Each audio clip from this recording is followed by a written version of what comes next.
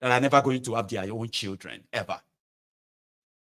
And it is not because, oh yeah, because it is simply because of these attempts of these selfish criminals.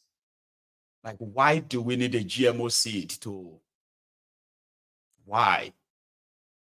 When we already have the soil, that is so good that anything can grow on African soil, anything and everything. We don't need lab, we don't need this, we don't need anything. We could grow anything if our farmers are safe on their farms. So if there's anything Bill Gates and co should be doing, including the criminals in charge of Nigeria, is to do everything in their power to stop the terrorism and keep the farmers safe on their farms, and then watch. Benue is called the food basket of the nation. You know the amount of food that were being produced from Benue State alone, grown from Benue State alone for decades. They never needed any GMO. Then the Fulani terrorism came, and people started. I mean, they were slaughtering people on their own farms, in their villages, in their homes, and then boom, Nigeria entered the food inflation, and everybody is now talking about go and get a sack, go and grow your own tomato, instead of them to hold the criminals who have allowed terrorists to roam about so freely in Nigeria. Instead of the world to help Nigeria stop terrorism, instead of the world to help Africa stop terrorism, African soil can grow anything. We don't need GMO. But the criminals in charge of Africa, they sold out, these sellouts, yeah? They are collecting the millions of dollars of this aid from these organizations so that all of these ideas will be welcomed in their country. They will become the policies of their government with no real care for their people. Rather, propaganda, deceit, lies to make people feel like, don't listen to them, it is safe. Posterity will say, I I speak out. And you should not keep quiet too. Because any member of your family, loved ones, friends, colleagues and all of that are all prone to this danger. I hope you know that. Nobody is spared. Nobody. I have seen the reactions of the hired hands trying to convince the people. You will see doctors. They will hire doctors. They will hire fake scientists to come and deceive you and tell you it's nothing. It is nothing. Don't worry. Don't listen to this. See, it is very good. Look at it. It is for more money. That's how you're going to enter it. And with the weak men in charge of Africa, standing up against this GMO and other Western cooked, destructive agendas against Africa, trying to defeat all of these agendas seems to be a lost cause. A lost one. Because you have sellouts, rogues, who just want to get paid, bribed, so that they can go and live big, while the people they were supposed to be speaking for, protecting, are left on their own. I'll leave you with that. Here is another one. Tipnumbu. Let's start with this. He said, the NBS, the National Bureau of Statistics, they have come out, okay, to come and to confirm what a lot of us already knew here. When I say things sometimes, there are people who kind of be like, is that true? Is that even possible? Or are you exaggerating it or something? Sometimes when I say things to you, there are people here who feels that way. I don't say things just because I want to say them, except when I'm actually like, when I'm cursing. Now, when I'm cursing, right, That one just come like normal, whatever comes to my mouth. When I tell you what these guys are doing, when I give you figures that I've managed to kind of pick here and there, add them up, the best you can do is to please go and research and do more rather than feel like, are you sure? Listen to me. Bokwari printed 27.5 trillion naira in 8 years, which has now become 30 trillion naira debt plus interest. The Nigeria debt in 2015 was 12 trillion naira, $8 billion. No, not eight. I think it was a 13 billion, rather. $13 billion. That was the debt of Nigeria when Goodluck Egbere Jonathan handed over to Bokwari. So between 2015 and 2023, plus the printed money, plus all the borrowed money, in dollars and in naira, they said Nigeria debt was 87 trillion naira. But from my own calculation, Nigeria debt when Bokwari handed over was over 100 trillion. In fact, I put it at the time at 104 trillion naira. $88 billion. Apart from printing $50 billion, 27 point something trillion, Bokwari single-handedly went everywhere and he borrowed over, I think he borrowed over 10 to 15, 20 billion dollars or thereabout. $20 billion. That's how much he borrowed. Now that was for 8 years. There is nothing to show for it. And when I say nothing, right, I mean nothing. Here. They said that Bokwari's project, including the second Niger bridge, they said majority of them, they are still like about 60 to 70% uncompleted. But the ones they presented as completed, celebrated, when you go back to them, they are abandoned, uncompleted. That's not even the point now. That one has happened. Bokwari is cooling off in Daura. Nobody is touching him. He's giving motivational speeches every now and then. So why Bokwari did all of that, and Nigerians are in total mess now, okay? Well, then,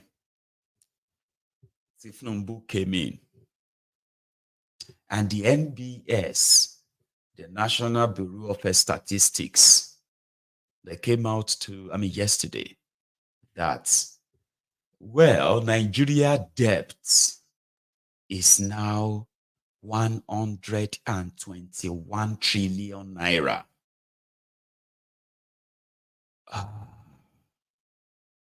But my own estimate is that Nigeria debt is now nearing 150 trillion naira. I'll get to that, but wait. Let's work with their own figure. Okay? In 1 year, Tifnumbu, Oduduwa Emefiole, Kadobi, Wale Idun, the trio have taken, they have borrowed 34 trillion naira in 1 year. And there is nothing to show for it. 34 trillion. That's how much? Tifnumbu has printed over 15 trillion so far as ways and means. Yeah. And he has also borrowed 19 trillion in dollars. So 19 trillion naira converted to dollars. Then you probably will say they have borrowed over 10 billion dollars in 1 year. Can you tell me, in all honesty now, where can we notice this money? That's a lot of money in 1 year. Nigeria naira has further been devalued, even though they are borrowing money to defend the naira. These guys just said they were planning to put $2.9 billion to back the naira so that naira can remain at 1,500.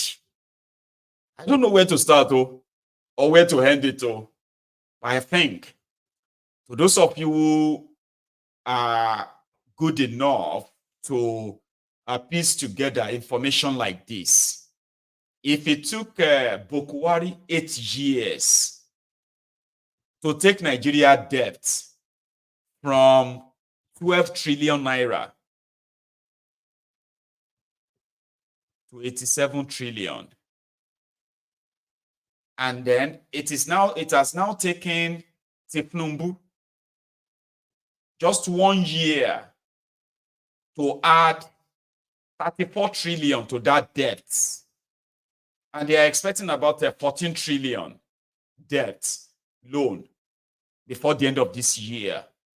So by the time you add all of that together, so if it took Bokwari 8 years to add 65, 75, 75 trillion to Nigeria debt, and it has taken Tifnumbu 1 year to add 34 trillion with nothing to show for it. How long do you think it's going to take Tifnumbu? I mean, how much debt do you think Nigeria will incur for 4 years or 8 years as you continue this way? I will read the comments. Okay, now leave it at that. Like I said, it is a snippet and the line will be opened soon. Okay, but back to Kenya. The young people, the Gen Z of Kenya, this is the 4th day of their protest. And they are demanding for just one thing: reject the finance bill that has imposed over 40% tax on them. Okay, so 40% tax on them, no new jobs being created and all that. The country is divided between those who are supporting the government. Most of them are online.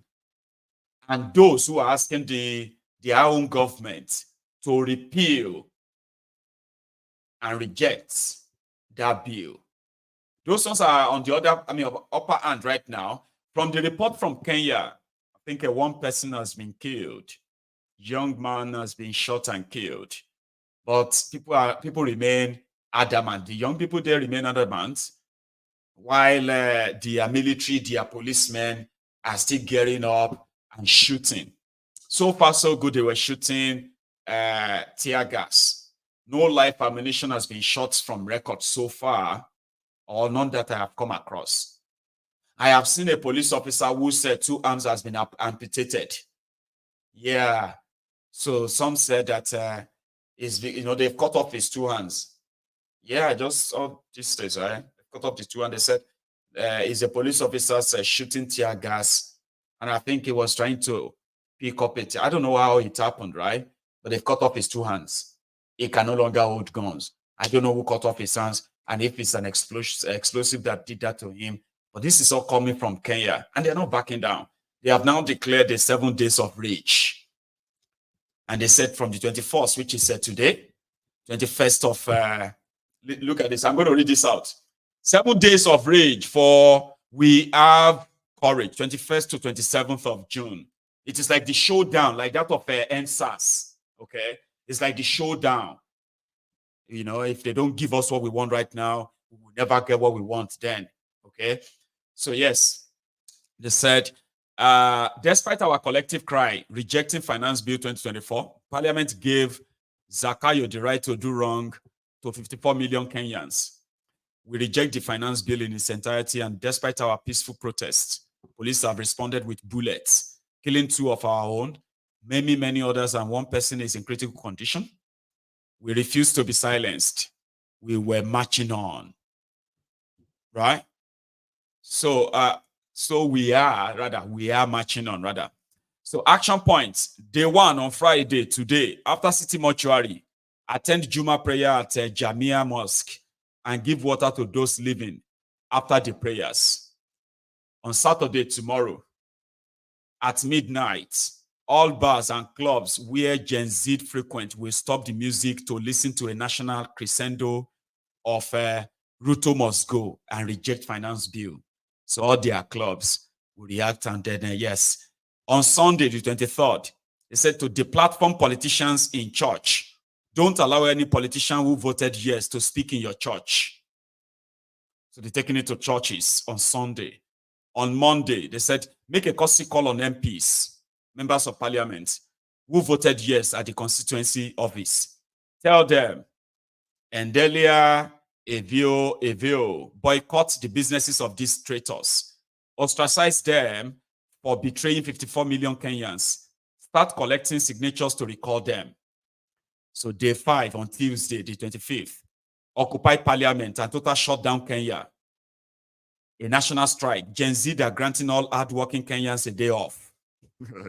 Parents, keep your children at home in solidarity.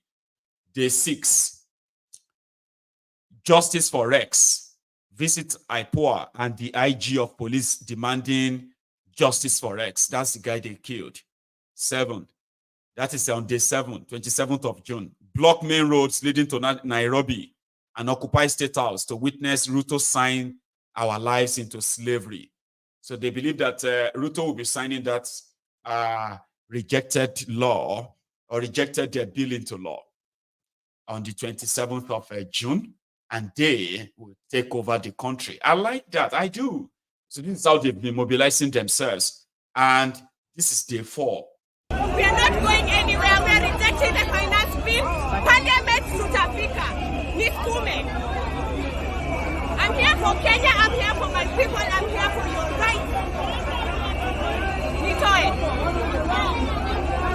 Nitoe, Baba.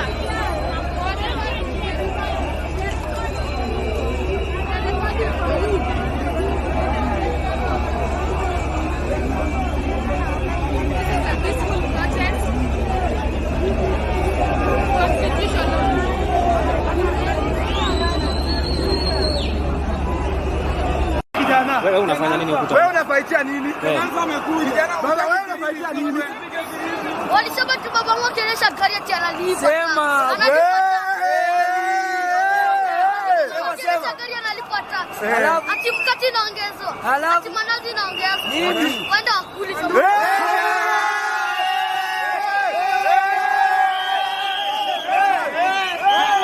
Hebu sema tena. Wenda akuli zama mandazi na mamikata. Nimepoteza mabibi wawili kwa sababu siwezi afford kulipa. Bibi yangu hawezi vua nguo. Mimi nimemaliza shule.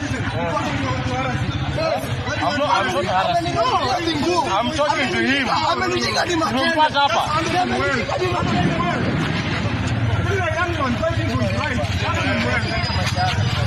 Hata nyinyi bado This can be your brother. This can be. I know, it's my own brother, I know that.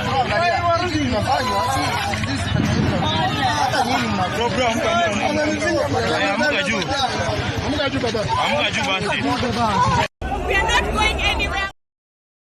So they are on, and they believe that the next generation called the Gen Alpha, they said those ones, they're probably going to be more brutal than the Gen Z. So here is the reaction to those who have voted yes to the bill. Listen, though, there's a political party in Kenya that have now they've expelled a member of their party who is also a member of the parliament. The political party said they are not supporting the bill. All of their MPs should never vote for it. They should vote no.